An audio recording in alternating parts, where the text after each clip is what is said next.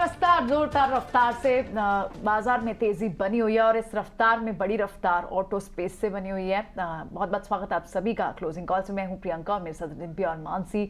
तो आज Tata Motors 52 week high पे, कुछ दिन पहले बजाज ऑटो भी 52 वीक हाई पे था। M&M इस वक्त टॉप गेनर है और इसी तरह की चाल आपको ऑटो एंसिलरी स्पेस में दिख रही है। इनफैक्ट लार्ज कैप के सभी स्पेस, सारे ब्रॉड इंडेक्स आपको इस वक्त हरे निशान में दिखाई दे रहे हैं।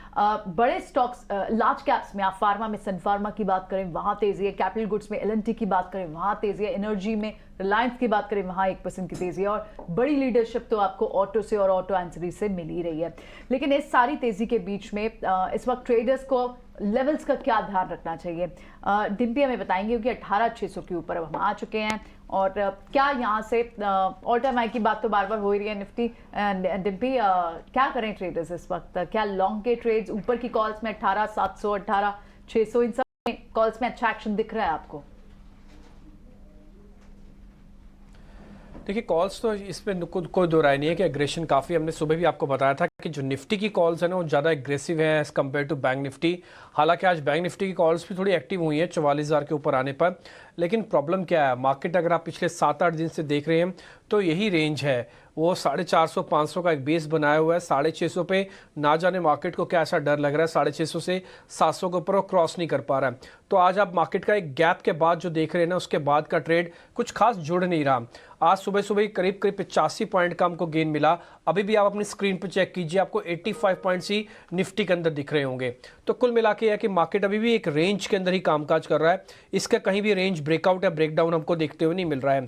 फिर भी कुछ पॉइंट्स है नोटिस करने वाले, जैसे आज बैंक निफ्टी ने वापस से अपने 44,000 वाले डैमेज को वो कंप्लीट कर लिया। मार्केट के पास अब दो अहम सपोर्ट हैं, 44,000 का बैंक निफ्टी का और 18,500 का निफ्टी का।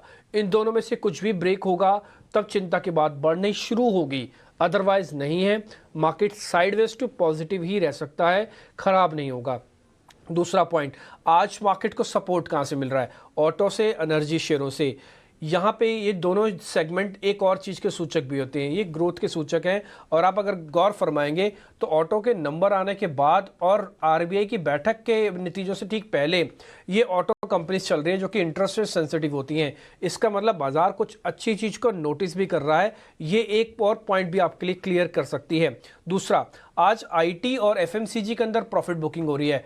टिपिकली ये मार्केट के अंदर थोड़ा हेज भी होते हैं, तो इसलिए हेज काउंटर्स के अंदर प्रॉफिट बुकिंग होना भी बाजार की रिदम को दिखाता है कि वो काफ़ी स्ट्रांग है और उसके पास कोई भी डिप वो बाय के लिए ही इस्तेमाल कर रहा है। दूसरी बात, मार्केट के अंदर आज वेटेज के हिसाब से क्या चल रहा है, 50 में से 30 शेयर बढ़कर कामकाज कर रहे हैं, बैंक निफ्टी के 12 में 7 शेयर का बढ़कर कामकाज कर रहे हैं।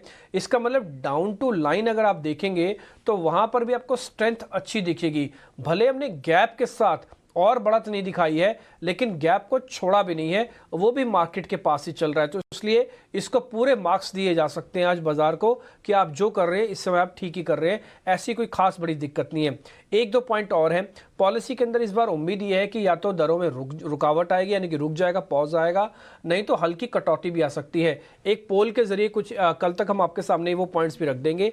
लेकिन अगर आप मोटा मोटी मार्केट का सेटअप देख रहे हैं तो सेटअप में कोई खास दिक्कत नहीं है। जिस डिप की जरूरत थी मार्केट ने, बैंक निफ्टी ने, निफ्टी ने वो दे दिया। स्टॉक स्पेसिफिक काम अच्छा होगा, आज भी हो रहा है और आगे भी 2-4 दिन और होता रहेगा। तो ये मार्केट का कुल मिला के सेटअप है। मानसी, पॉलिसी के हफ्ते में इस इवेंट से ठीक पहले मार्केट का सेटअप, सोमवार की शुरुआत तो काफी अच्छी इस वक्त नजर आ रही है। उम्मीद यही है कि ये इवेंट है, इकोनॉमिक इंडिकेटिव एक्शन दिखेगा, लेकिन स्टांस जो है वो पॉजिटिविटी की तरफ ही बढ़ता हुआ नजर आ रहा है। चाहे सेक्टर स्पेसिफिक बाजार को देखे या फिर स्टॉक स्पेसिफिक, मार्केट अब इंडेक्स भी इसी लिस्ट में शामिल होते हुए 18,500 के पार हम देख रहे हैं। लगातार 2 ट्रेडिंग सेशंस इन निफ्टी में हम देख रहे हैं अच्छा खासा एक्शन। ट्रेडर स्क्रीन आपके स्क्रीन पर आ चुका है। यूएस फ्यूचर्स में हल्की गिरावट जरूर है, लेकिन ध्यान रखिए ग्लोबल सेंटिमेंट्स भी पॉजिटिव थे आज सुबह और उसी का इवेंचुअल इंपैक्ट था जो कि हमने देखा। तो इस फ्यूचर्स की हल्की फुल्की गिरावट से हमें डरने की कोई जरूरत नहीं है। रेंजेस जो है आपके स्क्रीन पर है। निफ्टी के लिए रेंज 18,500 से 18,700 की मानकर चले और बैंक निफ्टी के लिए 44,000 से 44,500 की।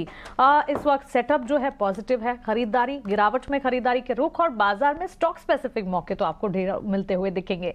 सेक्टर स्पेसिफिक ऑटोमोबाइल से स्पेस लीड करता हुआ, इनके ठीक साथ साथ ऑटो एंसिलरी भी, क्योंकि कनेक्टिंग है वहां पर अच्छा एक्शन। ऑटो बिक्री के आंकड़ों के ठीक बाद ये सेंटिमेंट्स डेवलप होते हुए, अभी डिम्पी जो बता रहे थे क्रेडिट पॉलिसी से ठीक पहले इंटरेस्ट सेंसिटिव स्पेस है और यहाँ पर अच्छा एक्शन है। रियल एस्टेट भी इंटरेस्ट सेंसिटिव है और यहां पर भी हम देख रहे हैं लगातार अपसाइकल और एक्शन है। बैंक्स फाइनेंशियल्स की तेजी तो है ही। आगे बढ़ते हैं, हमारे साथ हमारे टेक्निकल पैनल पर एक्सपर्ट्स जुड़े हैं, उनका स्वागत करते हैं। टेक्निकल पैनल पर हमारे साथ श्रीकांत चौहान है, लक्ष्य है और फंडामेंटल एनालिसिस लेकर हमारे साथ आशीष बसु मलिक जुड़ गए हैं। जेंटलमैन गुड आफ्टरनून, आप सभी का स्वागत है 18 हाउस स्वदेश पर। अपना समय देने के लिए शुक्रिया। श्रीकांत, शुरुआत आपसे करेंगे, कैसे बनाए trade strategy? First half of the market काफी एक्शन पैक रहा, सेकंड हाफ में भी हम देख रहे हैं मार्केट में काफी अच्छा एक्शन और ये हफ्ता ही एक्शन पैक है, इनफैक्ट इवेंट स्पेसिफिक भी। बताइए मानसी, गुड आफ्टरनून। देखिए, अगर मार्केट के ओवरऑल ब्रेथ को देखें तो मार्केट का ब्रेथ वैसे देखा जाए तो काफी स्ट्रांग है। कई सारे सेक्टर्स और कई सारे स्टॉक्स में काफी अच्छा मोमेंटम बना हुआ है। और अगर इतना अच्छा मोमेंटम या इतना अच्छा ब्रेथ अगर मार्केट का अगर 18,600 के ऊपर अगर हमें देखने मिल रहा है तो ये इंडिकेट करता है कि ये मार्केट में और भी फर्दर लेग्स है और ये मार्केट एक बार 18,900 के ऑल टाइम हाई को छू सकता है। सबसे इंपॉर्टेंट बात यह है कि पिछले 6 महीने से या पिछले 18 महीने से इनफैक्ट देखा जाए तो मार्केट ने जो 18,600 के करीब जो हमेशा एक प्रॉफिट टेकिंग का एक ट्रेंड देखा था, इस बार वो मिसिंग है। और मई मंथ में हमने एफआई की बड़ी खरीदारी देखी थी। मुझे लगता है कि अगर मार्केट 18,600 के ऊपर अगर ऐसे ही अगर और भी सस्टेन होता है तो हम और भी अच्छी रैली देख सकते हैं। तो ब्रॉडर अगर एक व्यू लेने के बाद अगर मुझे कोई स्ट्रैटेजी बनानी है तो मुझे बाय ऑन डिप्स की स्ट्रैटेजी रखनी है, या तो करंट लेवल्स पे स्टॉक स्पेसिफिक रह के हमें इस मार्केट में कुछ लॉन्ग पोजीशंस के साथ ट्रेड करना जरूरी है। स्टॉक्स की बात करें तो मुझे लगता है कि यहाँ पे वैसे रिलायंस इंडस्ट्रीज में परफॉर्मेंस आ चुका है, थोड़ा स्टॉप लॉस से दूर है इसके लिए। अदरवाइज हमें लगता है कि रिलायंस भी यहाँ से परफॉर्म करते हुए नजर आएगा। इनफैक्ट हमारे मॉर्निंग के कॉल में हमने रिलायंस को बाय भी दिया था। लेकिन मुझे लगता है कि इन लेवल्स पे अगर आप देखें तो अभी टेक्नोलॉजी का सहारा मिलना बहुत जरूरी है। अगर इसका सहारा अगर हमें मिला तो हम 18,670 के क्रूशियल लेवल को क्रॉस कर लेंगे। इन्फोसिस करंट लेवल से लॉन्ग करे, स्टॉप लॉस रखे 1290 का, काफी नजदीक का स्टॉप लॉस है। टारगेट्स नजर आते हैं 1370 के। और साथ ही साथ मुझे लगता है कि पावर सेक्टर में काफी हलचल है और 19 रिलेटेड स्टॉक्स अगर देखा जाए तो मुझे लगता है कि बीएचईएल इसे लॉन्ग करना चाहिए, जो 85-86 के करीब ट्रेड कर रहा है। ये स्टॉक हमें लगता है 92 के लेवल्स दिखा सकता है। 83 के स्टॉप लॉस के साथ भारत हेवी को भी लॉन्ग करके चल सकते हैं। ऑलराइट, तो आपने बीएचईएल को लिया है, आपने इन्फोसिस को लिया और आपने एक इंडेक्स के हेवी वेट जिसका 10-11% का वेटेज है और वो चलेगा तो निफ्टी भी चलेगा, रिलायंस को लिया है। ठीक है श्रीकांत, हियर यू, आपके सारे स्टॉक्स हमारे पास है। टारगेट और स्टॉप लॉस हमारे व्यूअर्स जरूर ध्यान रखें।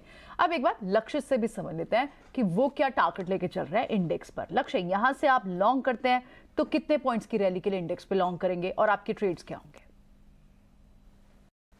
Thank you Priyanka. So first of all मेरा जो ओवरऑल व्यू है मार्केट में वो अभी भी ना ब्रेकआउट का है ना ब्रेकडाउन का है, वेट एंड वॉच का है। और यहाँ पे आप स्टॉक स्पेसिफिक रहें बेटर है। लेकिन लेवल्स और ऊपर जो मार्केट का एक माहौल है पिछले कई दिनों से, अगर हम उसको ध्यान से देखें तो वो ब्रेकआउट का भी नहीं है। और आपको एक और चीज बता दूं कि जब बहुत चलने के बाद मार्केट एक लेवल को नहीं निकाल पाता है तो वहां पे फिर अल्टीमेटली जो पैसा बना के बैठे हुए हैं वो गिव अप करते हैं। जो क्योंकि ऑलरेडी ये नीचे नहीं है, ये ऊपर है, यहाँ पे ऑलरेडी लोग कुछ प्रॉफिट में हैं। और हो सकता है कुछ लोगों के प्राइजेस कुछ सेक्टर में आ रहे हो, कुछ सेक्टर में प्राइजेस वो ना आ रहे हो। तो अगर रोटेशन हेल्दी रहता है जिसमें आपको हाईज मिलते रहते हैं तो फिर डेफिनेटली नया हाई आता है। लेकिन अगर आपको हाई नहीं मिलते हैं, जैसे आज ऑटो में अच्छी रैली आई, तो ऑटो में डेफिनेटली लोग बने रहेंगे। एक सेक्टर भी है मेरा आज के लिए जो एक बुलिश पैटर्न दिखा रहा है और यहाँ से थोड़ा बहुत और अपसाइड है, 1 to 2% और अपसाइड आ सकता है। लेकिन अगर बैंक की बात करें तो बैंक्स ने थका दिया है। जो लोग उम्मीद कर रहे थे कि यहाँ से बहुत एग्रेसिव रैली आएगी, ब्रेक होगा, तो मुझे ऐसा लगता है कि मार्केट अभी किसी को कुछ भी समझने देने की स्थिति में नहीं है और वो चाहता भी नहीं है। मुझे लगता है यहाँ से वेट एंड वॉच करें, इंडेक्स में बहुत ज्यादा एग्रेसिव ना रहे। लेवल जो है वॉच करने के लिए 43,900 है, जिसके नीचे बियरिश हो और 44,400 के ऊपर ही बुलिश हो। उसके बीच में ऑप्शन सेलिंग अगर आपको आती है तो वो करके ट्रेड करें, सबसे बेस्ट तरीका है, क्योंकि विक्स भी कम है, मोमेंटम भी ज्यादा नहीं है। जब तक विक्स राइज बहुत नहीं होगा तब तक मार्केट बहुत बड़ा ब्रेकआउट या मतलब ब्रेक डाउन तो नहीं करेगा अगर विक्स बढ़ता नहीं है तो ये एक चीज है। और निफ्टी में अगर आप बात करें तो 18,650 जो है वो अभी भी नहीं टूट पा रहा है। आज बहुत लोगों ने उम्मीद की थी कि गैप अप होने के बाद एक रैली आएगी, वो भी नहीं आई। तो डेफिनेटली यहाँ पे भी लोग हर बार गैप अप के बाद जो लॉन्ग पोजीशन बनाते हैं उनको एक इंक्रीमेंटल प्रॉफिट नहीं होता, जो गैप अप वाले हैं उनको मिल जाता है। तो यहाँ पे भी 650 एक स्ट्रॉन्ग रेजिस्टेंस की तरह फिलहाल दिख रहा है। रिलायंस काम कर रहा है तो कुछ बैंक्स काम नहीं कर रहे हैं, ऑटो काम कर रहा है तो कुछ आईटी स्टॉक्स काम नहीं कर रहे हैं। तो इस तरीके से रोटेशन हो रहा है। This is not to take us to new high, इस तरीके से नया हाई नहीं बनता है। और मुझे ऐसा लगता है कि इससे पहले कि बुल्स को बहुत पैसा बने या नया हाई बने, एक अच्छा करेक्शन जब तक नहीं आएगा, मुझे नहीं लगता कि ये मार्केट में उतनी एनर्जी है। शॉर्ट्स हैं, क्योंकि शॉर्ट्स बहुत जरूरी होते हैं मार्केट में मोमेंटम देने के लिए। तो जब शॉर्ट्स ही नहीं है तो डेफिनेटली शॉर्ट्स को पैसा बना ही नहीं पिछले एक महीने में, और लॉन्ग में भी कुछ नहीं हुआ। तो शॉर्ट्स जब तक नहीं कमाएंगे तब तक शॉर्ट कवरिंग नहीं होगी अच्छी, और तब तक मार्केट नया हाई नहीं निकाल पाएगा, मेरा ये मानना है। तो ये दोनों इंडेक्स के व्यूज हैं। अगर स्टॉक की बात करें तो बजाज फिनसर्व सेल लगता है मुझे यहाँ से। स्टॉप लॉस 1480 का है और टारगेट 1450 से लेके 35 तक के हैं। एल&टी जो है वो बाय दिखता है, 2264 का लेवल है, स्टॉप लॉस 2250 का है, टारगेट 2290 और 2310 का है। बजाज फाइनेंस जो है ये भी सेल दिखता है, स्टॉप लॉस 7080 का है, टारगेट 6980 और 6940 का है। इन्फोसिस बाय दिखता है, 1308 आपका लेवल है, स्टॉप लॉस 1300 का रखें, एक थिन स्टॉप लॉस लेके चलेंगे इसको, अगर हो जाता है तो निकल जाइए। टारगेट 1326 से 1335। एसबीआई सेल दिखता है, सीएमपी है 588, स्टॉप लॉस 594.95 का रखिए और टारगेट 581 577 का। अशोक लेलैंड ऑटो स्पेस, जैसे मैंने कहा कि काफी अच्छा लग रहा है मुझे, तो अशोक लेलैंड यहाँ पे बाय दिखता है, स्टॉप लॉस 148.3 है और टारगेट 152 से 153 का हो सकता है। ये सारे जो प्राइजेस मैंने बोले स्पॉट में है, और ये फिलहाल मेरा व्यू दिख रहा है स्टॉक्स में और इंडेक्स में। ठीक है लक्ष्य, आपकी दो बातें बड़ी इंटरेस्टिंग है। पहला, जिस सिस्टम में शॉर्ट्स नहीं होंगे तो फिर कवर कौन करने के लिए आएगा, तो बाजार चलेगा कैसे। यही एक बड़ी वजह है कि मार्केट के पास फ्यूल नहीं है। जिस फ्यूल की हम रिक्वायरमेंट चाहते हैं कि वो ATH के लिए पहुंचे, वो फ्यूल की थोड़ी कमी है, पहला पॉइंट। दूसरा पॉइंट, ब्रेथ काफ़ी ठीक है, मोमेंटम काफ़ी ठीक है, इसमें कोई दो राय नहीं है, वो बाजार के अंदर दिख रहा है। काफ़ी सारे शेयर्स आपने बता दिए, हमने सभी शेयर्स दिखा भी दिए, और जिसके टारगेट स्टॉप लॉस नहीं दिखा पाए उस पर बाकायदा हमने ठप्पा लगा दिया है। आप यूट्यूब में अगर देख रहे हैं तो थोड़ा पीछे जाके चेक कर लीजिएगा उनके प्रोसेस टारगेट क्या, नहीं तो आपको हम कोशिश करेंगे इसी कार्यक्रम के दौरान बार बार उन्हीं शेयर्स के बारे में पता करके स्टॉप लॉसेस टारगेट भी नक्की कर दें, यानी कि पता करके फाइनल कर दें। अब मेरे साथ एक फंडामेंटल एनालिस्ट आशीष जी भी हैं, उनसे जरा एक व्यू पॉइंट ले लेते हैं कि क्या करना चाहिए। आशीष जी, चर्निंग तो हो रही है, अब बैंक ना हर बढ़त के अंदर पार्टिसिपेट नहीं कर रहे। अब आपको नए नए सेक्टर्स दिखेंगे, कई बार FMCG आता है, कई बार ऑटोज आने लग गए वापस, कई बार एनर्जी आने लगता है वापस। तो किस सेक्टर्स में आप ज़्यादा कंफर्टेबल हैं, अगर आप उस सेक्टर के बारे में बता पाएं तो।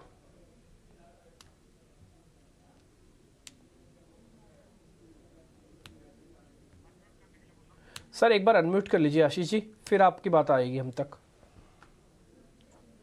हाँ सॉरी। तो पहली बात तो ये है कि मेरा नाम अभिषेक है, और इन टर्म्स ऑफ सेक्टर्स जो आप बात कर रहे थे, बैंकिंग सेक्टर जो है, बैंकिंग सेक्टर मेरे हिसाब से बहुत ही अच्छा करेगा। एक दो दिन में या एक हफ्ते में ऊपर नीचा जो होता है उससे कुछ फर्क नहीं पड़ता।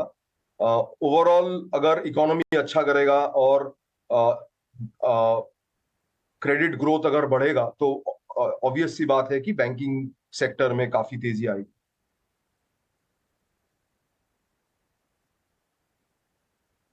ठीक है, तो चलिए, ये राय इस वक्त एक फंडामेंटल एनालिसिस भी आपके लिए जानना काफ़ी ज़रूरी है, और ये आपको मिलता हुआ अभिषेक बसु मलिक से। लेकिन आगे बढ़ते हैं, और बाजार में इस वक्त जो लीड कर रहा है वो सेक्टर है ऑटो सेक्टर। और श्रीकांत, अगर आप देखेंगे ऑटो शेयरों की रफ्तार लगातार बढ़ रही है। ऑटो बिक्री के आंकड़े अनुमान से बेहतर तो थे ही, और उसके ठीक बाद हम देख रहे हैं one side up move auto stocks में, ऑटो एंसिलरी में, forgings, castings, ancillary tyre stocks, इन तमाम स्पेसेस में काफ़ी अच्छा एक्शन नजर आ रहा है। M&M 4% की तेजी दिखाते हुए इस वक्त अगर आप देखें निफ्टी के टॉप गेनर्स में शुमार है। इसी लिस्ट में मारुति, टाटा मोटर्स जैसे स्टॉक्स भी हैं।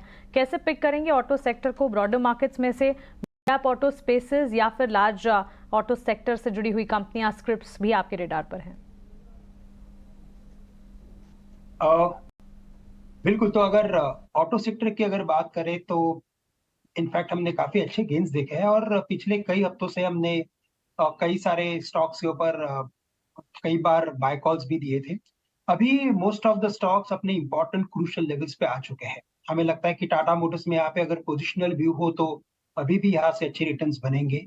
महिंद्रा एंड महिंद्रा तो यहाँ पे देखा जाए तो एक हमने कंसिस्टेंट रैली देखी है और हमें लगता है कि ये यहाँ से और 40-50 रुपए बढ़ने की बिल्कुल गुंजाइश है। लेकिन इन लेवल्स पे अगर कोई एक स्पेसिफिक अट्रैक्टिव स्टॉक अगर बन रहा है तो वो है मारुति, जो ट्रेड कर रहा है अराउंड 9600 के करीब और हमें लगता है कि आफ्टर वेरी लॉन्ग टाइम काफी ग्रेजुअली ये बढ़ते हुए अपने हायर लेवल्स की तरफ आ रहा है।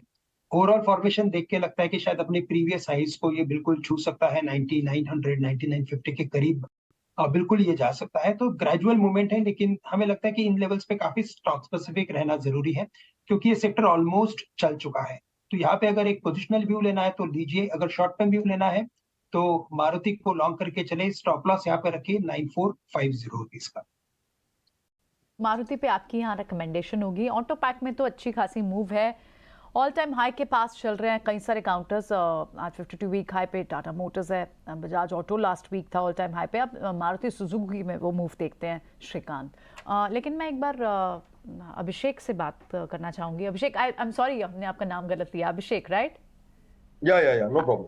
अभिषेक, रिलायंस पर अभी श्रीकांत भी एक टेक्निकल कॉल दे रहे थे। एक बार आप फंडामेंटल नजरिया भी देखिए क्योंकि अब कुछ ब्रोकरेज हाउसेस का व्यू चेंज हो रहा है। अभी तक व्यू रिलायंस पर ही आ रहा था कि उनके लिए ये साल कैपेक्स हैवी रह सकता है और अगले साल से आप बेटर यूटिलाइजेशन देखेंगे। लेकिन अब एक व्यू ये आ रहा है कि शायद जो कैपेक्स इनका जो था 5G को लेकर मेजरली जो वो पीक आउट हो रहा है। बाकी आर्म्स तो अच्छा कर ही रहे हैं हम, कि चाहे रिटेल हो, और ये एक बड़ा कंसर्न था। और सम ऑफ पार्ट्स के हिसाब से भी अब फेयर वैल्यू जो है वो 2800 तक की लगती है। पोजिशनल व्यू रहेगा ऑफ कोर्स, लेकिन आपका क्या व्यू है रिलायंस पे? आपके टारगेट्स क्या होंगे? देखिए, रिलायंस में बहुत शॉर्ट टर्म व्यू बनाना मुश्किल रहता है क्योंकि बहुत सारे मूविंग पार्ट्स है बिजनेस में।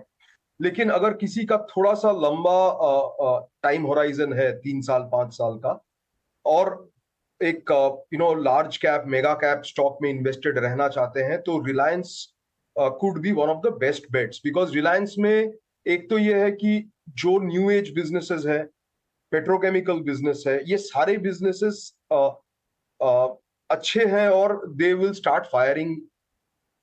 सेकेंड इंपॉर्टेंट चीज जो है वो मुझे पर्सनली ये लगता है कि गोइंग फॉरवर्ड कभी ना कभी इनमें डीमर्जर होने का एक बहुत बड़ा चांस है और वो एक बहुत एक्सटेंसिव वैल्यू अनलॉकिंग का प्रोपोजिशन है। सो 3 अलग अलग डिविजन्स होंगे रिलायंस के। जैसे अभी जैसे मुकेश अंबानी ने ऑलरेडी हाईलाइट किया है कि ये तीनों अलग अलग बिजनेस लाइंस हैं, तो वो हिसाब से अगर कभी डीमर्जर हुआ इन द फ्यूचर तो वो value unlocking could be very very serious. तो अगर कोई अच्छा लॉन्ग टर्म इन्वेस्टर है तो रिलायंस में इन्वेस्टेड रहना would be something quite beneficial. ठीक है अभिषेक जी, बात आपकी बिल्कुल ठीक है। रिलायंस इसलिए ना खरीदा जाए कि वो रिलायंस है, वो ऑयल एंड गैस के लिए है। रिलायंस इसलिए खरीदा जाए कि इसके अंदर जो बिजनेसेस हैं अभी वो डीमर्ज होने बाकी हैं। अगर कोई लॉन्ग टर्म इन्वेस्टर्स किसी शेयर का एनालिसिस कर रहा है तो उसके क्वार्टरली नंबर्स अपनी जगह पर हैं, इसकी गाइडेंस अपनी जगह पर है, लेकिन इसके अंदर ये देखा जाए कौन से 2 उभरते हुए चीज़ें ऐसी हैं जो अभी भी डीमर्ज होना बाकी हैं। क्या उनकी कीमत इस 2500 के भाव के अंदर है? क्या रिटेल और जियो इस 2500 के अंदर दिख रहेगा आपको? क्या इसके अलग होकर इसकी कीमत अलग से कैलकुलेट होगी? मान लीजिए इनकी कीमत आप खुद से भी एक बार सोचें तो हो सकता है शेयर 5000 का हो जो आज आपको 2500 का मिल रहा है। इसलिए लॉन्ग टर्म इन्वेस्टर्स के लिए एक ट्रिगर बहुत बड़ा है जो अभिषेक जी ने नोटिस करवाया, वो है इसका डीमर्जर। तो यही आपका ध्यान देने वाला पॉइंट है। खैर आगे बढ़ते हैं। मार्केट पे लीजिए फौरी तौर पर 1-1.5 महीने के अंदर असर डालेगा वो है मॉनसून, और इस मॉनसून को लेकर हमने 2 देश की नोडल एजेंसी, एक तो IMD और दूसरा स्काईमेट, दोनों के अधिकारियों से बातचीत की और उनसे ही आप सुन लीजिए वो दोनों क्या क्या बात कर रहे हैं मॉनसून को लेकर। पोस्ट हमारा डोर स्टेप में है। ओनली थिंग जस्ट एक पुश चाहिए, monsoon will reach to Kerala. Last almost 1 हफ्ते से आपने देखा होगा पूरा अरेबियन सी में अच्छी क्लाउडिंग ऑर्गेनाइज हो रहा है। Monsoon winds getting stronger and उसका मानसून डेप्थ भी बढ़ रहा है। लेकिन और ये केरल में भी कल से इंक्रीज्ड रेनफॉल एक्टिविटी देखना मिला है और हमें अनुमान है कि नेक्स्ट 2-3 दिन में ज्यादा बारिश मिलेगी केरल में और ये कंडीशंस फेवरेबल हो रहे हैं मानसून ऑनसेट होने के लिए।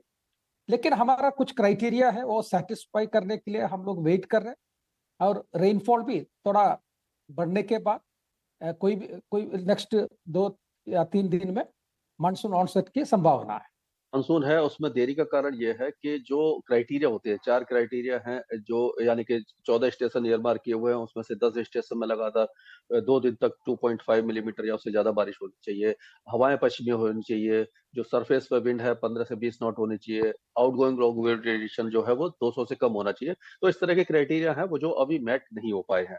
तो बारिश अभी केरल में हो रही है लेकिन बहुत ज्यादा तेज नहीं हो रही है। तो ये इसमें 2-3 दिन और लग सकते हैं। और सबसे बड़ा एक डेवलपमेंट ये हो रहा है कि एक लो प्रेशर एरिया बनने वाला है साउथ ईस्ट अरेबियन सी में। तो जब ये लो प्रेशर एरिया बन जाएगा कि ऑलरेडी साइक्लोनिक सर्कुलेशन बना है तो ये क्या है कि जो साउथ वेस्टर्ली विंड होती है जो मानसून को लेकर के आती है उनको ये रोके हुए है क्योंकि जो इस तरह का वेदर सिस्टम बनता है तो हवाएं उसी के चारों तरफ घूमती हैं। जब ये थोड़ा सा सशक्त हो जाएगा वेल मार्क्ड बन जाएगा और केरल के पास पहुंचेगा तब जाकर के बारिश बढ़ेगी और तब मानसून डिक्लेयर हो जाएगा। ठीक है, तो आप स्काईमेट और आईएमडी के दोनों के जो मेन अधिकारी हैं वही अपना अपना बात रख रहे थे कि हाँ आ जाएगा मानसून, ज़्यादा घबराने की बात नहीं है। स्काईमेट कह रहा है कि 9 जून तक और आईएमडी कह रहा है कि 7 जून तक आ जाएगा। कुल मिला के अगर आप मीन भी निकालें तो 8 जून तक आपके पास केरल में मानसून पहुँच जाएगा। हल्की फुल्की बारिश तो हो ही रही है और प्री मानसून बारिश तो दिल्ली जैसी जगहों पर भी हो रही है। यहाँ पे मानसून आता ही जून खत्म होने के बाद है। खैर आगे बढ़ते हैं। अभिषेक जी, एक चीज़ मैं आपसे पता करना चाहता है, मानसून की मार्केट के हिसाब से कितनी रेलिवेंस रहेगी अभी, क्योंकि हम ऑल टाइम हाई से निफ्टी से तो मात्र 2% दूर हैं। Bank Nifty all time high already लगा चुके हैं। तो मार्केट तो शायद डिस्काउंट करके बैठा है कि ठीक है मानसून आ भी जाएगा, थोड़ा बहुत आगे पीछे हो भी गया तो कितना फ़र्क पड़ेगा। सर आपकी कैलकुलेशन क्या कहती है, कोई ट्रिगर होगा ये मानसून या फिर ये आएगा और निकल जाएगा? पर्सनली मेरे हिसाब से ये आएगा और निकल जाएगा। बहुत ज्यादा डिफरेंस कुछ होता नहीं है। ऐसे अगर आप लास्ट 20 सालों का मॉनसून और एग्रीकल्चरल प्रोडक्टिविटी का एक आंकड़ा देखें तो आप देखेंगे कि कोरिलेशन बहुत कम है। ऐसा नहीं होता है कि एक साल मॉनसून खराब आया तो हमारा इकोनॉमी एकदम धंस जाएगा। लास्ट 2-3 साल से मॉनसून बहुत ही अच्छे हो रहे हैं। ऐसा नहीं हुआ है कि हमारा इकोनॉमी बहुत उछल गया है। सो वो कोरिलेशन उतना होता नहीं है। इम्पैक्ट जरूर होता है, स्पेशली जो एग्रीकल्चरल रिलेटेड कमोडिटीज हैं उस पे। फूड इन्फ्लेशन और ऑयल इन्फ्लेशन ये दोनों सबसे इंपॉर्टेंट है हमारे देश में ओवरऑल इन्फ्लेशन के लिए। और उसका एक इम्पैक्ट ये हो सकता है कि हम जो लोग सोच रहे हैं कि इन्फ्लेशन बहुत जल्दी कम हो जाएगा या थोड़ा डाउनवर्ड ट्रैजेक्टरी में रहेगा, वो शायद नहीं होगा। इन्फ्लेशन हो सकता है इसी रेंज में घूमता रहे at least for the next 3 to 6 months। But otherwise बहुत ज्यादा नेगेटिव मुझे कुछ दिखता नहीं है। ओके तो चलिए ये राय आपको मिल रही है इस वक्त। और इनफैक्ट कुछ थीम्स हैं जो कि काफ़ी अच्छा रिएक्ट कर रहे हैं और ऐसा ही एक थीम एक सेक्टर जो कि वेल प्लेस्ड नज़र आ रहा है वो है डिफेंस सेक्टर। जी हाँ, आज के सत्र में अगर आप देखेंगे डिफेंस हो गया, शिप बिल्डिंग शेयर होंगे। शिप बिल्डिंग स्टॉक्स देखते हैं, मजगांव डॉक देखिए, कोचीन शिपयार्ड देखिए। इन चार्ट्स को अगर पुल अप करेंगे इन स्टॉक्स में हम देख रहे हैं अच्छी खासी मजबूती, करीब 10 से 12% तक की तेज़ी आप देखेंगे। मजगांव डॉक का स्टॉक 15% चल गया है। श्रीकांत आप देखिए कोचीन शिपयार्ड में भी हम देख रहे हैं ऑलमोस्ट 19% के आप मूव, और गार्डन रीच को भी इसमें ऐड करना चाहिए क्योंकि यहाँ पर भी 12% की तेजी। तो आज तो ये स्टॉक्स काफ़ी अच्छी मजबूती दिखा रहे हैं। एग्जिस्टिंग पोजीशंस अगर हैं उनके लिए मौके हैं या फिर नई पोजीशंस के लिए भी इनफैक्ट काफ़ी मजबूती देखी जा चुकी है इस वक्त। तो देखिए अगर इस पर्टिकुलर स्पेस को देखें तो काफी अच्छी रैली हो चुकी है और मुझे लगता है कि यहाँ से और रैली हो भी सकते हैं क्योंकि न्यूज फ्लो वैसे बने हैं। लेकिन यहाँ पे फ्रेश पोजीशन लेना उतना ही मुझे लगता है कि जोखिम भरा है क्योंकि वैल्यूएशन टर्म्स में देखा जाए तो हर एक स्टॉक अपने एक्सट्रीम वैल्यूएशंस पे आ चुका है और यहाँ से और रैली डिपेंड करता है कि न्यूज फ्लो कैसे बनता है उसके ऊपर है। तो जो जिसके पास पोजीशन है वो बने रहे। यहाँ पे फ्रेश पोजीशंस लेने के लिए मुझे लगता है कि थोड़ा कॉशियस सॉर्ट ऑफ व्यू रखना चाहिए, या तो यहाँ से एटलीस्ट 1 साल का व्यू रखे और कुछ खरीदारी करें। अदरवाइज मुझे लगता है with a very short term view इन सभी स्टॉक्स को अवॉइड करें। यस, अगर शॉर्ट टर्म व्यू यानी कि with a trading point of view से अगर लेना है तो यहाँ पे हिंदुस्तान एरोनॉटिक्स ये स्टॉक अच्छा लग रहा है। क्योंकि ये स्टॉक सक्सेसिव हाइज बनाते जा रहा है और उसके जो लोज है वो प्रोटेक्टेड बनते जा रहे हैं। तो यहाँ पे अगर 3275 3280 के करीब अगर ये मुझे मिल रहा है तो इसे लॉन्ग करें। स्टॉप लॉस यहाँ पे रखे अराउंड 3200 रुपए का, और 3200 रुपए के स्टॉप लॉस के साथ अगर मैं लॉन्ग करता हूँ तो टारगेट्स रहेंगे 3500 रुपए।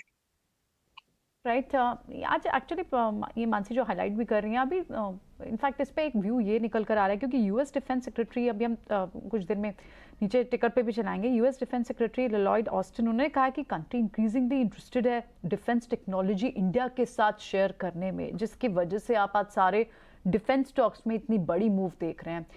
तो ये एक रीज़न तो है जिसकी वजह से आपको आज इनमें एक मूव दिख रही है, लेकिन श्रीकांत का व्यू थोड़ा सा डिफरेंट, विच इज़ ओके।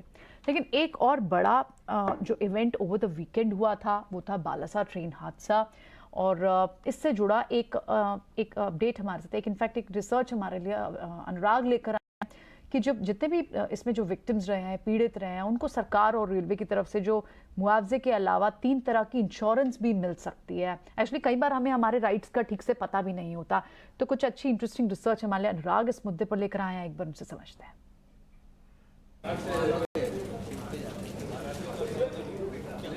हाँ, देखिए जिस तरह से जो ट्रेन हादसे के अंदर सरकार के द्वारा मुआवजा दिया जा रहा है, हालांकि किसी भी तरह का मुआवजा जिन्होंने अपने को खोया है उनके लिए कम है, लेकिन राज्य सरकार मुआवजा दे रही, केंद्र सरकार मुआवजा दे रही, रेलवे की तरफ से मुआवजा दिया जा रहा है। इसके अलावा 3 तरह के इंश्योरेंस कवर भी हैं जो पीड़ित लोग हैं उनके परिवार के लोग क्लेम कर सकते हैं, और ये इंश्योरेंस कवर है प्रधानमंत्री जीवन ज्योति बीमा योजना, जिसके अंदर 2 लाख रुपये तक का क्लेम जो दिया जाता है, जिसका जो प्रीमियम है, सालाना प्रीमियम 446 रुपये प्रीमियम है। इसके अलावा प्रधानमंत्री सुरक्षा बीमा योजना, इसके अंदर भी 2 लाख रुपये तक का कवर है।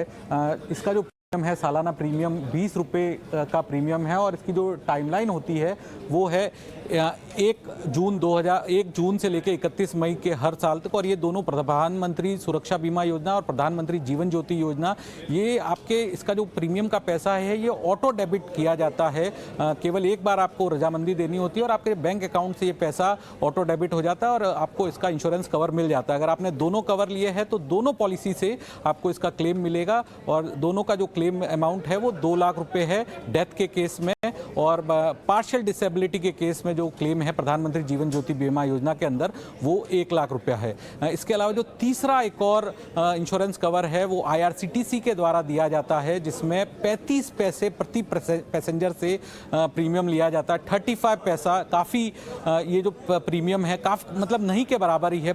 टिकट बुक करते समय आपको क्लिक दबाना होता है और 35 पैसे में आपको कवर दिया जाता है। ट्रेन के अंदर अगर ट्रेन हादसे में दुर्घटना होती है तो ये कवरेज मिलता है, और डेथ के केस में ये कवरेज है 10 लाख रुपए तक का। पार्शियल डिसेबिलिटी के केस में इसका कवर है 7.5 लाख रुपए, और इंजरी के केस में 2 लाख रुपए तक का हॉस्पिटल एक्सपेंसेस है जो दिया जाता है इस कवरेज में। तो ये अभी जो ये कवर है इस हादसे के अंदर, और पूरे रेलवे का ये 2 इंश्योरेंस कंपनियों के पास है, लिबर्टी जनरल इंश्योरेंस और SBI जनरल इंश्योरेंस के पास इसका कवरेज है। इसके अलावा जो प्रधानमंत्री जीवन ज्योति योजना में सबसे बड़ा इंश्योरर है वो LIC है। LIC ने रूल्स भी काफ़ी रिलैक्स कर दिए हैं, जहां पर LIC ने कहा है कि अगर किसी के पास डेथ सर्टिफिकेट नहीं है तो रेलवे की लिस्ट या फिर सेंट्रल गवर्नमेंट स्टेट गवर्नमेंट की लिस्ट से भी वो क्लेम सेटलमेंट करेंगे और वो लोगों तक पहुंच रहे हैं। इसके अलावा जो जनरल इंश्योरेंस कंपनियां हैं वो भी जो अपने पॉलिसी होल्डर्स या जो विक्टिम्स हैं उन तक पहुंच रही है और क्लेम प्रोसेस की प्रक्रिया को आसान कर रही है। इसमें सरकार के द्वारा भी जनरल इंश्योरेंस काउंसिल और लाइफ इंश्योरेंस काउंसिल के जो डेटा मांगा गया है, आज शाम तक इन सभी कंपनियों को डेटा देना है कि उड़ीसा ट्रेन हादसे में उनका जो पॉलिसी होल्डर कितने हैं और कितना जो क्लेम है वो उनके द्वारा प्रोसेसिंग शुरू की गई है। तो ये डेटा जो है DFS department of financial service के द्वारा मांगा गया। तो जो क्लेम है राज्य सरकार, रेलवे और केंद्र सरकार तो दे ही रही है, और इसके अलावा जो 3 इंश्योरेंस कवर को भी हम जोड़े तो करीब 36 लाख रुपए तक का दावा जो है अगर किसी का जो आश्रित है जिसकी मृत्यु हुई है वो उसको इंश्योरेंस के रूप में मिल सकता है, ओवरऑल कंपनसेशन के रूप में मिल सकता है। राइट, शुक्रिया अनुराग ये सारा अपडेट देने के लिए। हालांकि आपने ये जो 2-3 इसमें इंश्योरेंस की पॉलिसीज़ के जो प्रोविजन बताए, बहुत बार व्यूअर्स, बहुत सारे यूजर्स को, शायद हम लोग भी ये गलती करते थे, वो जो आपने 35 पैसे वाली बात बताई उसके आगे जाके नीचे आई थिंक नॉमिनी का नाम भी क्लिक करना होता है, तभी आपके नॉमिनी आप वो क्लेम कर पाते हैं। कुछ ऐसे प्रोविजंस भी होते हैं जिस पर शायद थोड़ा सा कॉशियस होकर ज़रूर देखना चाहिए कि उसको पूरा बेनिफिट हम कैसे यूज़ कर पाएंगे। शुक्रिया लेकिन अनुराग ये सारा अपडेट हमें बताने के लिए। तो चलिए वापस लौटते हैं एक बार मार्केट पर। आज कई सारी पॉकेट्स हैं। लक्ष्य विच इज़ ओके, अगर आपका कोई व्यू नहीं है या फिर अभी आप ब्रेकआउट नहीं देख पा रहे और व्यू नहीं बना पा रहे इंडेक्स पर, लेकिन जिन पॉकेट्स पे इतनी अच्छी मूव है, फॉर दैट मैटर इसी सब्जेक्ट से जुड़ा हुआ कवच, ये जो एक इंस्टॉलेशन इक्विपमेंट्स हैं और कुछ कंपनियां इसमें केटर करते हैं, उनमें आज सब में अच्छी मूव है। आप HBL पावर को देखें, कुछ चार्ट्स लेकर आते हैं सामने। HBL पावर को देखें, वहां पर आप देखें बड़ी तेजी है। कर्निक्स को देखें, वहां पर बड़ी तेजी दिख रही है। HBL पावर देखें 9% की तेजी है। कर्निक्स को भी आप देखेंगे, वहां पर भी लगभग 5% 6% तक की मूव बनी हुई है। इस पूरे स्पेस में इस पर क्या पसंद आ रहा है? और फॉर दैट मैटर कुछ अनलिस्टेड स्पेस स्टॉक्स भी हैं, लेकिन DCX जैसे स्टॉक्स भी हैं। क्या आपको पसंद आएगा यहाँ पर? क्या होल्ड है ये स्टॉक्स अभी? HBL पावर हो, कर्निक्स, नेक्स्ट स्टॉक भी अगर हम लाएं वो भी लक्ष्य। मेरा भी ये रहेगा कि देखिए जो भी मूव आना ऑलरेडी आ चुका है। जो भी चेंजेस होते हैं वो एक दिन में नहीं होंगे, तो टाइम लगता है और डेफिनेटली इसके लिए काफी सारे अप्रूवल्स और ये सब चीजें होंगी। तो बहुत बड़ा अपना रेलवे का नेटवर्क है, तो इतनी जल्दी ये चीजें नहीं होंगी। तो मुझे लगता है कि ये एक जो कहते हैं कि सडन एक रिएक्शन है स्टॉक्स में, बट मोस्ट प्रॉब्ली ये इतना सस्टेन नहीं कर पाएगा। तो मेरा मानना यह है कि थोड़ा इसमें इंतजार कर लें। अगर इन स्टॉक्स में आपको लॉन्ग टर्म व्यू है तो कोई दिक्कत नहीं है, क्योंकि स्टॉक्स काफी चले हैं।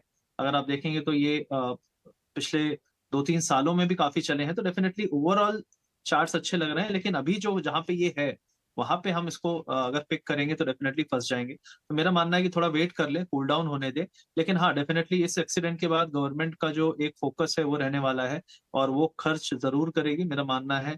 क्योंकि रेलवे नेटवर्क जो है वो एक जिम्मेदारी भी है, क्योंकि 2-3 करोड़ लोग सफर करते हैं हर दिन। तो डेफिनेटली ये स्टॉक्स जो भी इस टेक्नोलॉजी से रिलेटेड है, डेफिनेटली ये लॉन्ग टर्म में बाय है at any dip of 5 to 7 right now. एक पॉपअप आया है लाइक 8-9% का HBL पावर में, तो थोड़ा सा ये कूल डाउन हो 115 के आसपास आए तो फिर आप इसको बाय कर सकते हैं। ठीक है, चलिए इस स्पेस की हम बात कर रहे हैं। आप अभी बता रहे हैं आपको ये भी फिलहाल यहाँ से इतने रिवॉर्डिंग नहीं लगते, लेकिन इसी स्पेस से जुड़ी हुई खबर गर्म है। आज शरद भी इंटरेस्टिंगली इस स्टॉक से जुड़ी हुई एक खबर लेकर आए हैं। फिर हम एक बार दोबारा व्यू बनाते हैं कि क्या ये बाय बनते हैं अभी। शरद बताएं क्या खबर है आपके पास HBL पावर पर?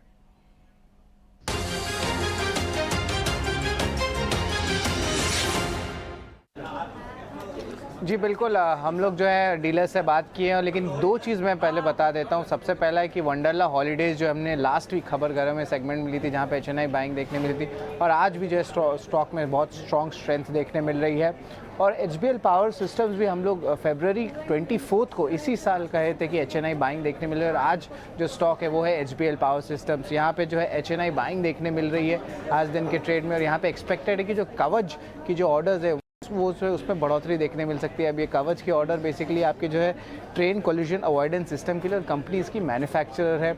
ओवरऑल इंडियन रेलवेज लगभग 30,000 किलोमीटर का रेलवे ट्रैक्स पे कवच बिछाने वाली है अगले 10 साल में। और इम्पॉर्टेंट बात यह है कि 3 ही कंपनीज हैं अप्रूव्ड इसमें। पहला कंपनी तो ये ऑफकोर्स है, इसके अलावा लिस्टेड स्पेस से कर्नेक्स माइक्रोसिस्टम भी है, और एक अनलिस्टेड कंपनी है मेधा सर्वो ड्राइव्स भी।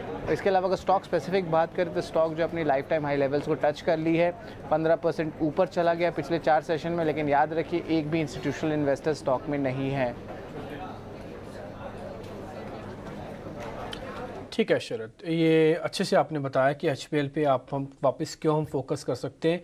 एक शेयर आप भूल गए, मैं फिर भी वो नोटिस करवा देता हूँ। हमने आपको 3-4 दिन पुरानी बात है, टाटा पावर के रिगार्डिंग भी बताया था कि वो सोलर पैनल लगाएगा और अपनी क्षमता को कम से कम 100 मेगावाट से बढ़ा सकता है। और वो खबर भी अभी थोड़ी देर पहले ही मार्केट के अंदर आई है कि टाटा पावर भी 110 मेगावाट्स के सोलर प्रोजेक्ट्स के अप्रूवल आ गया। ये जो आप लास्ट का सडन मूव देख पा रहे हैं ना, ये उसी खबर का इम्पैक्ट आया है जो कि 3-3.5 रुपये को ऊपर लेके आई है। दोनों कॉल्स को एक बार जरा चेक करवा लेते हैं, HBL पावर को और टाटा पावर को। सर एक बार चेक करेंगे श्रीकांत आप, HBL और टाटा पावर दोनों को। बिल्कुल, तो देखिए अगर HBL पावर की अगर बात करें तो वैसे देखा जाए तो ये स्टॉक दिखता है 121-122 में, लेकिन ये 1 रुपया पेडअप है, यानी कि इसका भाव अभी 1200 रुपए के करीब का है।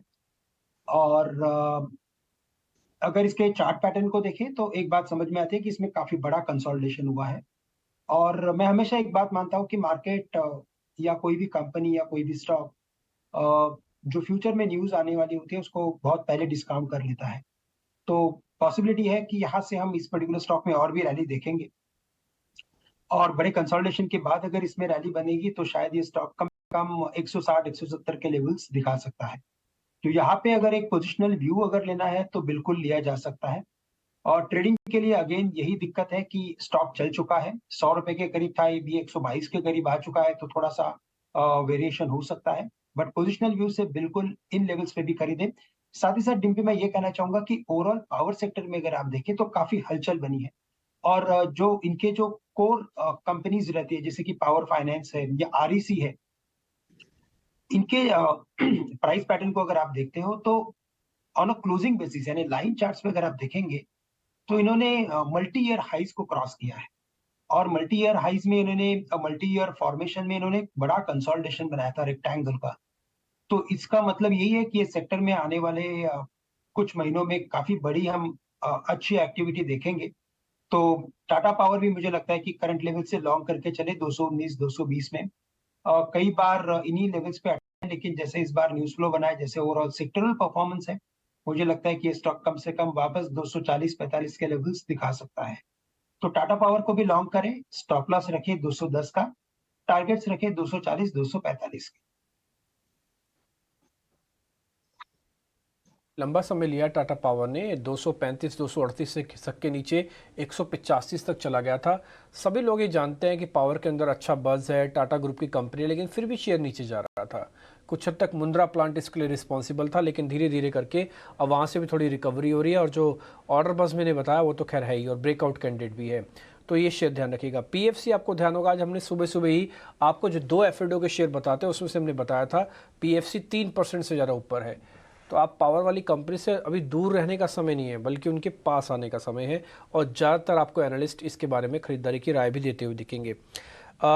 एक शेयर मेरे को और लेना है लक्ष्य से। लक्ष्य मैंने कुछ एक शेयर्स निकाले हुए हैं आपके लिए, मैं अगर आप मेरे को समय दे तो मैं आपको एक एक करके वो पूछता जा रहा हूँ। मेरा पहला सवाल है जीएसडब्ल्यू स्टील पे, आप इसको बाय करेंगे या फिर अभी छोड़ेंगे? इसको बीटीएसटी में भी डाल सकते हैं सर। इसका चार्ट अच्छा है, राइट नाउ सपोर्ट है 702 के आसपास। मुझे लगता है ये 735-40 की तरफ जा सकता है अगले 1 से 2 हफ्तों में। तो पोजिशनल व्यू के साथ इसको होल्ड कर सकते हैं, स्टॉप लॉस 700 के आसपास रहेगा। चलिए, ये राय आपको मिलती हुई इस बीच लक्ष्य आपसे ही जानना चाहेंगे। देखिए, बैंक्स फाइनेंशियल्स में कुछ काउंटर्स है जहां लॉन्ग्स बिल्टअप लगातार होते हुए इस वक्त नजर आ रहे हैं। एक्सिस बैंक के चार्ट्स देखें, अच्छी मजबूती के बीच। आरबीएल बैंक में हम देख रहे हैं करीब 2-2.5% की तेजी। वो स्टॉक से जहां पर लॉन्ग्स बिल्टअप है। कैश मार्केट में तो एक्शन यहां नजर आ ही रहा है। फेडरल बैंक भी देख लीजिए, इसी लिस्ट में इंडसइंड बैंक भी शामिल है और आईडीएफसी फर्स्ट भी। बैंक्स फाइनेंशियल्स में इस वक्त कौन से चार्ट्स आपको अट्रैक्टिव नजर आ रहे हैं, क्योंकि यहाँ पर लगातार लॉन्ग्स बिल्टअप का सिलसिला जारी है? एक्सिस बैंक ऑलरेडी काफी चल चुका है, ये 800 से चलना शुरू हुआ था, 950 पे आ चुका है पिछले 1 से 1.5 महीने में, और करंटली जिस जोन पे है ये पुराने हाई, ऑल टाइम हाई के आसपास है। तो यहाँ पे अगर एक बार आता है तो मोमेंटम तो इसका बना रहता है 1 से 2 हफ्ते, लेकिन इसको निकाल नहीं पाता है। लास्ट टाइम भी यही हुआ था, करीब 2 से 3 हफ्ते तक उसी एरिया पे काफी दिन तक इसने समय बिताया, उसके बाद फिर एक करेक्शन आया था बड़ा। तो मेरा मानना है कि इस एरिया पे अगर आपका पोजिशनल व्यू है तो आप डेफिनेटली इसमें ट्रेड करेंगे तो आपको हो सकता है पैसा बने, हो सकता है ना बने। लेकिन अगर डिप में आप इसको बाय करेंगे, लाइक 935 के आसपास आता है, तो that is a good opportunity, क्योंकि मोमेंटम बिल्ड हो चुका है। लेकिन यहाँ पे ऑलरेडी चल चुका है 2.7%, तो एक थोड़ा सा इसमें पुल बैक आ सकता है 5 रुपीज 8 रुपीज, और फिर एक बाउंस आता है। तो ये buy the dip candidate strongly हो जाते हैं, लेकिन आपको चलने के बाद इसको बाय करने पे कुछ खास प्रॉफिट नहीं होता है। तो इस तरीके का स्ट्रक्चर लग रहा है एक्सिस बैंक में और इंडसइंड। कोई डिप नहीं दिख रहा, अभी आप बाय नहीं करेंगे, अब ये आप मान रहे हैं कि ये चल चुके हैं, ठीक है। लेकिन आज ये जो फार्मा स्टॉक्स, एफएमसी स्टॉक्स, इनमें एक अच्छी मूव है, और कोई डिफेंसिव की वजह से नहीं, वैसे भी अब ये स्पेसेस में अच्छी मूव बनी हुई है। ल्यूपिन जैसे स्टॉक्स में आप देखें, सन फार्मा लार्ज कैप में बात करें, मिड कैप में आपको ल्यूपिन जैसे स्टॉक्स हो, क्या व्यू रहेगा श्रीकांत? ये ऑलरेडी मूव पे हैं, क्या आप इन्हें बाय करेंगे? देखिए, वैसे देखा जाए तो अगेन मैं यही कहूंगा कि सन फार्मा, लुपिन लैबोरेटरीज या सिप्ला, सभी में हमें लगता है कि और भी यहाँ से अपवर्ड एक्टिविटी देखने मिलेगी। With a very short term view काफी स्टॉक चल चुके हैं। सन फार्मा इनफैक्ट देखेंगे तो 2 या 3 दिन पहले 970 के करीब था, और लुपिन लैबोरेटरीज भी वैसे ही कुछ 790-800 के करीब था, अभी काफी चल चुका है। तो हमें लगता है कि बाय ऑन डिप्स की स्ट्रैटेजी रखें, और यहाँ पे हमें लगता है कि स्पेसिफिकली लुपिन लैबोरेटरीज पे फोकस किया जा सकता है, क्योंकि एक ट्रेंड के अंदर एंटर हो चुका है और एक ट्रेंडिंग एक्टिविटी हमें इसमें देखने मिल सकती है। तो यहाँ पे हमें लगता है कि इवेंचुअली शायद ये स्टॉक 1000 1050 के लेवल्स दिखा सकता है, जो काफी अपसाइड नजर आती है। तो करंट लेवल से लुपिन पे स्पेसिफिकली फोकस करें, लेकिन बाय ऑन डिप्स रखें। 815 के करीब ट्रेड कर रहा है, अगर 800 805 के करीब अगर मिलता है तो रिस्क रिवॉर्ड रेशियो बेहतर रहेगा। 780 का स्टॉप लॉस रखे, टारगेट्स रखे तकरीबन 850 से लेकर 900 रुपए।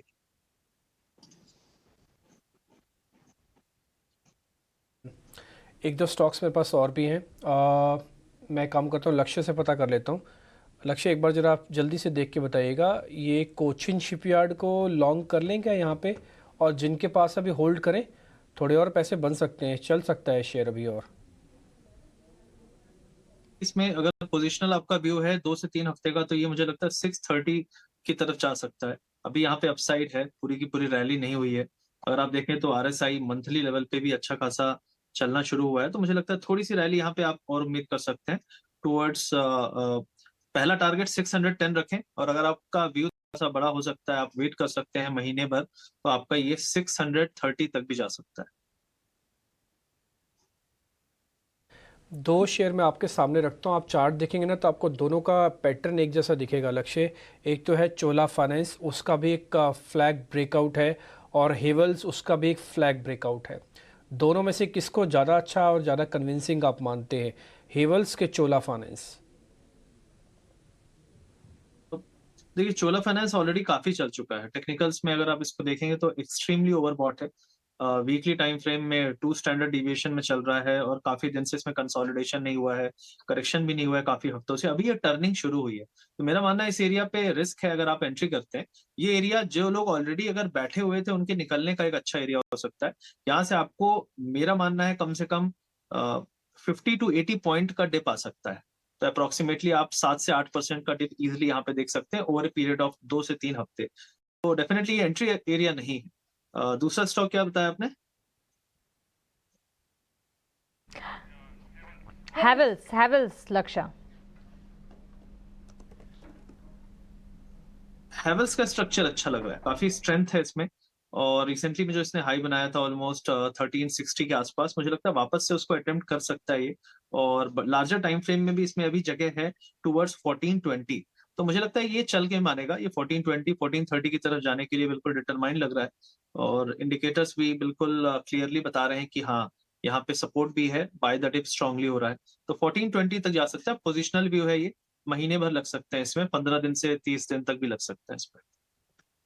कि आपको लगता है ये चल के ही मानेगा?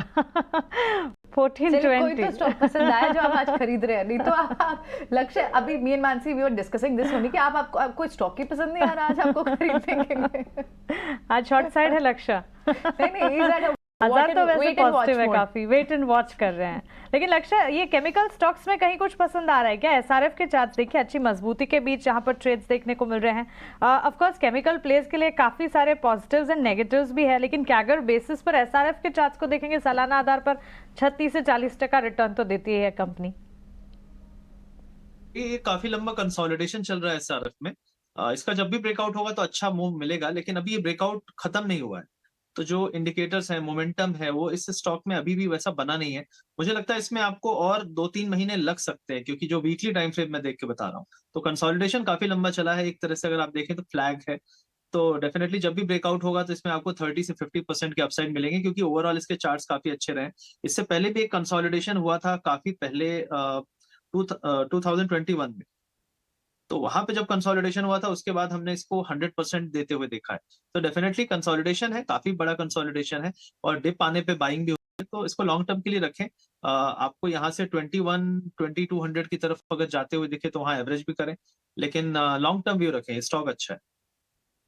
केमिकल प्लेस पर तो अभिषेक, आपसे एक फंडामेंटल नजरिया भी जानना चाहेंगे, क्योंकि क्वार्टरली नंबर्स की अगर बात करें, कई सारी केमिकल नेम्स जैसे कि Navin Fluorine, Galaxy, Surfactants, Fine Organics और सुदर्शन केमिकल्स अच्छे खासे नतीजे पेश भी किए।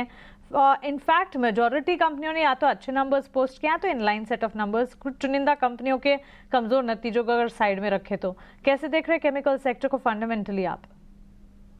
देखिए, केमिकल सेक्टर मैन्युफैक्चरिंग साइड में काफी इंपॉर्टेंट सेक्टर है इंडिया के लिए। और one of the key raw material crude होता है या क्रूड डेरिवेटिव्स होते हैं उनके लिए। तो प्राइसेस क्रूड के चेंज होते रहते हैं और ये काफी इम्पैक्ट करता है इनका रिजल्ट्स। सो क्रूड पे हमको ध्यान देना है। अभी जो रिसेंटली ओपेक का जो चेंजेस हो रहा है, उनका जो स्टांस है, अगर क्रूड का प्राइस बढ़ा तो इनमें से थोड़ा स्ट्रेस आ सकता है। स्टॉक्स काफी कंसोलिडेट कर चुके हैं मोस्ट केमिकल कंपनीज के लास्ट 6-7 महीने से या एक साल से। मोस्ट ऑफ द स्टॉक्स जो है वो चले नहीं है, तो एक कंसोलिडेशन पीरियड में है। लेकिन डिमांड काफी स्ट्रांग है। सो केमिकल सेक्टर में मुझे ऐसा लगता है कि अच्छे कंपनीज में आइदर थोड़ा थोड़ा करके एसआईपी मोड में इन्वेस्ट कर सकते हैं, या लॉन्ग टर्म अगर किसी का व्यू है तो थोड़ा इन्वेस्ट करके रख सकते हैं। ओके, ठीक है। एक बार श्रीकांत से भी समझते हैं। श्रीकांत, अब बीटीएससी ट्रेड्स की भी बात कर लेते हैं। क्या होंगे आपकी तरफ से लॉन्ग ट्रेड्स जो आप लेके जाएंगे? थोड़ा लक्ष्य तो आज कॉशियस है, आप तो बुलिश हैं, राइट? तो मुझे लगता है कि जैसे चार्ट्स में अगर देखें तो जहाँ पे रिस्क रिवॉर्ड रेशो काफी बेहतर लग रहा है, वहां पे मुझे लगता है कि जेएसडब्ल्यू स्टील जो 710-712 के करीब ट्रेड कर रहा है, हम इसे लॉन्ग करने की बिल्कुल राय रखेंगे। और करंट लेवल से अगर मैं इसको अगर लॉन्ग करता हूँ तो जो मेरा स्टॉप लॉस होना चाहिए वो 702 रुपए का होना चाहिए। और टारगेट्स नजर आते हैं कम से कम यहाँ से 730 से लेकर 740 के। और सबसे बड़ा रीजन यही है कि अगर ओवरऑल मेटल स्पेस में देखें तो रिलेटिवली अगर कोई आउट परफॉर्मिंग स्टॉक अगर है तो वो जेएसडब्ल्यू स्टील है। कई सारे मेटल स्टॉक्स अपनी हाई से 30-40% नीचे ट्रेड कर रहे हैं, लेकिन ये जो स्टॉक है वो 12-13% नीचे ट्रेड कर रहा है। साथ ही साथ पिछले 4 या 5 दिनों में अगर आप देखें तो कई सारे स्टॉक्स में हायर बॉटम बना है, Hindalco, Tata Steel as well as even I can say Jindal steel and power. तो यहाँ पे जेएसडब्ल्यू स्टील को लॉन्ग करें 712 में, 702 का स्टॉप लॉस। जेएसडब्ल्यू स्टील पर ये राय आपको मिलती हुई स्टॉप लॉसेस और साथ ही आने वाले दिनों में टारगेट्स क्या नजर आते हैं, ये भी हमें बताया है इस वक्त श्रीकांत ने। लेकिन इस वक्त अगर बाजार में सबसे ज़्यादा मेजर कंट्रीब्यूटर्स की बात करें, हम देख रहे हैं रिलायंस के चार्ट्स आज अच्छे एक्शन के साथ बाजार को संभालने का काम कर रहे हैं। उसी के ठीक पीछे बैंक्स, फाइनेंशियल्स में आईसीआईसीआई और एक्सिस बैंक में हम अच्छी मजबूती देख रहे हैं। वहीं एमएनएम और साथ ही एलएनटी के चार्ट्स भी काफ़ी मजबूत दिखेंगे। हालांकि ITC, Kotak bank, HUL, TCS, Asian paints जैसे काउंटर्स आज पॉजिटिवली रिएक्ट नहीं कर पा रहे हैं। लेकिन इस बीच ये सारी के सारे स्टॉक्स जहां मजबूती दिखा रहे हैं, कुछ और स्टॉक्स जहां पर आज एक्शन देखने को मिला है। यहाँ पर एक बार ग्रासिम के चार्ट्स देखे लक्ष्य, क्योंकि of course Grasim different segments, कई सारे सेगमेंट्स में काम भी करता है, लेकिन सीमेंट प्लेज के लिए हैवी वेट्स में इन दिनों हम देख रहे हैं अच्छा खासा रुझान नजर आ रहा है। मिड कैप सीमेंट तो है ही। आज सुबह हम इंडिया सीमेंट का जिक्र भी कर रहे थे, जो कि दिन की शुरुआत से ही अच्छा एक्शन दिखा रहा था। लेकिन ग्रासिम, अल्ट्राटेक, एसीसी, इनके चार्ट्स कैसे दिख रहे हैं आपको? अगर ग्रासिम की बात करें तो यहाँ पे ग्रासिम अच्छा खासा इसमें अपसाइड दिखता है अभी भी। 1770 1780 तरफ जा सकता है ये। राइट नाउ 20-डे मूविंग एवरेज इसने क्रॉस किया है, आज काफी दिनों बाद किया है 1720 के आसपास। तो मुझे लगता है जब तक 1720-24 के ऊपर है ये अपसाइड अटेम्प्ट कर सकता है। और इसका अपसाइड टारगेट जो है 1755 और 1775, ये दो टारगेट दिखते हैं। आपको स्टॉप लॉस स्ट्रिक्ट रखना पड़ेगा क्योंकि चीजें कभी बदल सकती है। Index already all time high पे है, कुछ सेक्टर चलते हैं, लेकिन जो सेक्टर अभी तक नहीं चला है कई बार उसको हम वीक काउंट करते हैं और वो ज्यादा पिटता है। तो इसीलिए आपको यहाँ पे इस लेवल पे स्टॉप लॉस स्ट्रांग रखने पड़ेंगे अपने, और मजबूत दिल के साथ उन्हें बुक भी करना पड़ेगा। तो 1720 इज ए लेवल जिसके ऊपर ये बुलिश है, और 1770 का टारगेट पोजिशनली 1 से 2 हफ्तों में आ सकता है। सीमेंट स्पेस में इनफैक्ट आप अल्ट्राटेक सीमेंट की बात कर रहे हैं, तो एक बार श्रीकांत, आप मिड कैप सीमेंट में इंडिया सीमेंट्स और इनफैक्ट कुछ सागर सीमेंट जैसे काउंटर, इनमें सांगी मूवर्स, इनमें कुछ काउंटर्स में ग्रासिम, सारे मिड कैप सीमेंट में, इंडिया सीमेंट्स में चलिए, डालमिया भारत, इनको भी एक बार बात करें, इन पर क्या व्यू बन रहा है?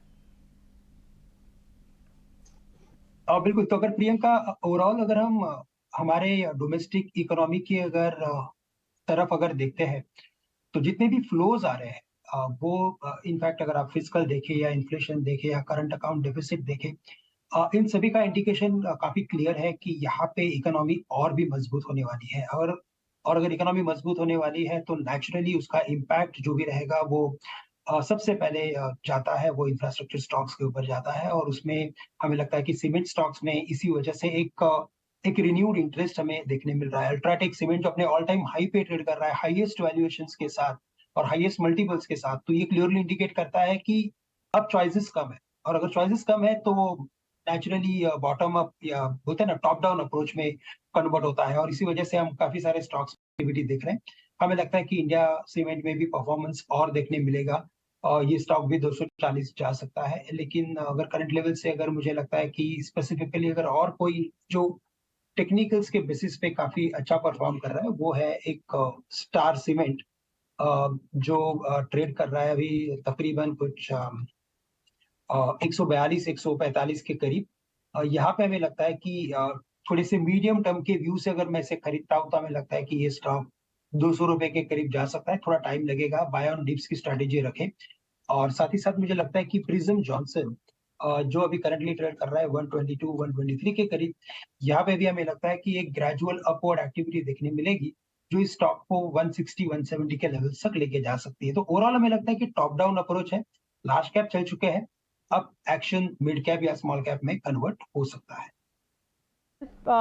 Picked stock star cement, in fact अगर आप देखिए 2 हफ्तों पहले ही कंपनी के बजाय थे, काफ़ी पॉजिटिव नतीजे थे, और हाल ही में आसाम गवर्नमेंट से कंपनी ने इनफैक्ट एक ऑर्डर के MOU भी साइन किया, ये खबर आई थी, वर्थ 1400 करोड़।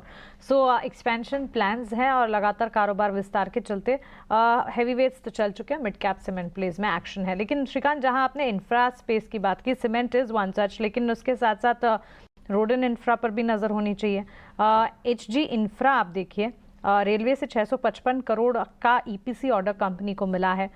इसी लिस्ट में आप NCC के चार्ट्स भी देख सकते हैं। आज ये स्टॉक रिएक्शन नहीं कर रहा है, करीब आधे % की गिरावट नागार्जुना कंस्ट्रक्शन कंपनी में है, लेकिन HG इंफ्रा में एक अच्छी मजबूती आई, उसके बाद फ्रिजल आउट होता हुआ ये मूव दिखा। गिरावट में क्या IRB infra, HG infra, NCC जैसे काउंटर्स हैं जिन पर एक बार बाय कॉल इनिशिएट करने की या फिर एक अपॉर्चुनिटी आपको बिल्टअप होती हुई नजर आ रही है? बिल्कुल, इनफैक्ट इन सभी स्टॉक्स में अगर आप देखें तो हमेशा करेक्शन अगर आता है तो वो काफी डीप होता है, बट साथ ही साथ अगर मंथली या वीकली देखें तो उन सभी में हम हायर टॉप हायर बॉटम की सीरीज लगातार देख रहे हैं। और जब रैली बनती है वो रैली इतनी फास्ट होती है कि प्रीवियस हाई को क्रॉस करने में उसमें काफी कम वक्त लगता है। इसका मतलब ये है कि इसमें एक कंसिस्टेंट बाइंग फ्लोज है, और इन्हीं बेसिस पे अगर देखा जाए तो हमें लगता है कि बिल्कुल एनसीसी को करंट लेवल से भी लॉन्ग करे। जो 124-120 के करीब ट्रेड कर रहा है, शायद कुछ करेक्शन आ भी सकता है, लेकिन इवेंचुअली हमें लगता है कि स्टॉक कम से कम 150 रुपए के लेवल्स दिखा सकता है। साथ ही साथ मुझे लगता है कि IRB इंफ्रा हम इसे भी हमारे क्लोज ट्रैक पे रखेंगे। और इसके अलावा अगर देखना है तो मुझे लगता है कि रेलवे से रिलेटेड जो टिमकेन करके जो कंपनी है, जो 3350-60 के करीब ट्रेड कर रहा है, इसमें हमें लगता है कि एक अच्छी रैली बन सकती है। 3360 वाला ये जो स्टॉक है, 3350 वाला जो स्टॉक है, वो कम से कम यहाँ से 3600 या 3700 के लेवल्स दिखा सकता है। तो बेस्ड ऑन टेक्निकल्स हमें लगता है कि ये जो गिने चुने स्टॉक्स हैं, जहाँ पे बिल्कुल नजर रखे, बाय ऑन डिप्स की स्ट्रेटेजी। इंफ्रा स्टॉक्स पे नज़र रखने की आप बात कर रहे हैं, ठीक है। यहाँ पर ठीक है, कुछ और स्टॉक्स लास्ट कुछ मिनटों में ही बचे हैं। जी के स्टॉक में भी अच्छा मोमेंटम है, इनके शायद फर्दर प्रोसीडिंग्स को लेकर शायद अपडेट आने हो। जी पर क्या व्यू रहेगा लक्ष्य, क्या आप बाय करेंगे? जी का चार्ट तो अच्छा लग रहा है। अगर ये 204 205 का एरिया निकालता है तो यहाँ पे एक अच्छा अपसाइड 225 की तरफ हो सकता है, तो इसको वॉच में रखें। अगर ये 204, क्योंकि अभी ऑलरेडी चला है 4%, तो इसके बाद अगर अगला ब्रेकआउट कंटिन्यू होता है 204 के ऊपर, क्योंकि यहाँ पे एक एग्जैक्टली रेजिस्टेंस भी है 203 204 पे, तो इसके ऊपर आपको 20-25 रुपीज का अपसाइड मिल सकता है। टेक्निकली ये काफी दिनों से बॉटम बना रहा था, अगर आप देखेंगे RSI में तो भी यहाँ पे पॉजिटिव डाइवर्जेंस था वीकली टाइम फ्रेम में, तो डेफिनेटली तैयारी थी इसके ऊपर जाने की, और अगर इसको ट्रिगर मिल रहा है तो definitely it can go towards 225। आपकी व्यू रहेगी कि आप यहाँ से लेने की बात करें।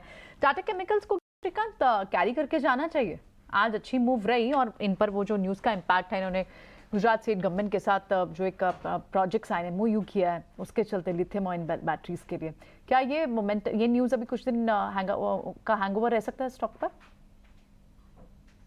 प्रियंका, तो देखिए अगर दो स्टॉक्स की अगर बात करें कि टाटा केमिकल्स या जी, दोनों में ट्रेड करना बहुत ही मुश्किल होता है, क्योंकि ये दोनों स्टॉक्स न्यूज फ्लो के अंडर होते हैं और इनमें जो मोमेंटम बनता है वो काफी डिफिकल्ट होता है इसे चेस करे और एग्जैक्ट स्टॉप लॉस के साथ ट्रेड करे। तो मुझे लगता है कि इनफैक्ट इन लेवल से इन दोनों स्टॉक्स से थोड़ा दूर रहना बेहतर होगा।